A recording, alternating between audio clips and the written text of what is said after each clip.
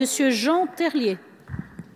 Merci Madame la Présidente. Je crois que depuis près d'une heure où on entend les uns et les autres intervenir sur cet article 53, je crois qu'en réalité il n'y a pas de la part de l'ensemble des orateurs d'opposition majeure à cet article 53. Non, mes chers collègues, je ne le pense pas. En réalité, l'intégralité de ce qu'on a pu entendre, c'est l'expression d'une crainte. C'est l'expression d'une crainte et d'une crainte qui est parfaitement légitime. D'une crainte, en réalité, que la fusion administrative de ces tribunaux d'instance et de ces tribunaux de grande instance, par la création d'un tribunal judiciaire, en réalité, fasse en sorte qu'on supprime ces lieux de justice. Et je tiens à vous dire que, en ce qui me concerne, cette crainte aussi également, elle était partagée. Je fais partie d'un département rural, le département du Tarn, avec 2 TGI, un à Castres et un à Albi. Et effectivement, on a encore les stigmates de la réforme Dati. Un département comme le mien, c'est la suppression d'un conseil de prud'homme à Mazamet. C'est la suppression du tribunal d'instance de Gaillac. C'est la suppression du tribunal d'instance de Lavore. Et on a encore, toutes et tous, les stigmates de cette réforme Dati quant à la suppression de ces lieux de justice de proximité qui font le maillage de nos territoires.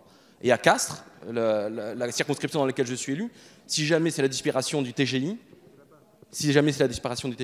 c'est effectivement la perte d'un maillage important, d'une justice de proximité dans un territoire qui est effectivement enclavé.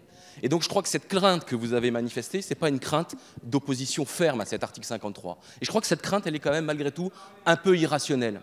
Elle est irrationnelle parce qu'en réalité, Madame la Ministre, depuis des semaines, depuis des mois, vient sur vos territoires, sur l'ensemble de vos territoires pour dire quoi ? Pour dire qu'il n'y aura aucune fermeture de lieu de justice. Elle est venue le dire sur l'ensemble de vos territoires. Et je crois qu'aujourd'hui, quand une ministre aujourd'hui prend le temps, depuis des semaines, depuis des mois, de venir dire cela, je crois qu'on peut effectivement croire les paroles de la ministre. Mais il y a un élément qui monte quand même dans les éléments que vous n'avez pas développés. C'est l'intérêt du justiciable. On n'a pas entendu un seul mot sur l'intérêt du justiciable. Ne croyez-vous pas que l'intérêt du justiciable aujourd'hui, c'est de pouvoir aujourd'hui se présenter devant un tribunal et pas avoir à se poser la question de savoir si on est devant le tribunal d'instance ou si on est devant le tribunal de grande instance? Est-ce que l'intérêt du bon fonctionnement de justice, c'est de ne pas faire en sorte qu'on n'ait pas un problème de greffier au tribunal d'instance et que ce soit un greffier du tribunal de grande instance qui vienne prendre sa place? C'est ça l'intérêt du bon fonctionnement de justice. C'est ça l'intérêt du fonctionnement dans l'intérêt du justiciable. Et je crois que c'est ce que va permettre cet article 53. Merci, monsieur le député.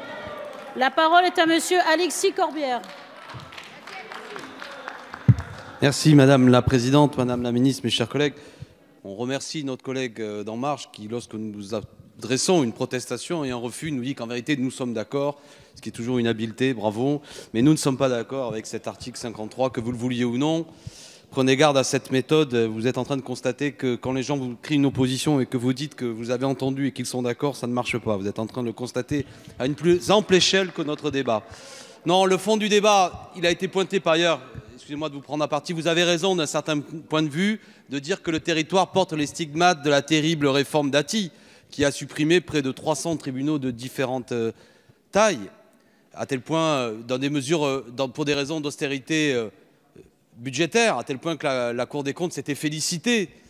Mais nous portons encore les stigmates de ces mauvais coups. Et précisément, alors qu'il faudrait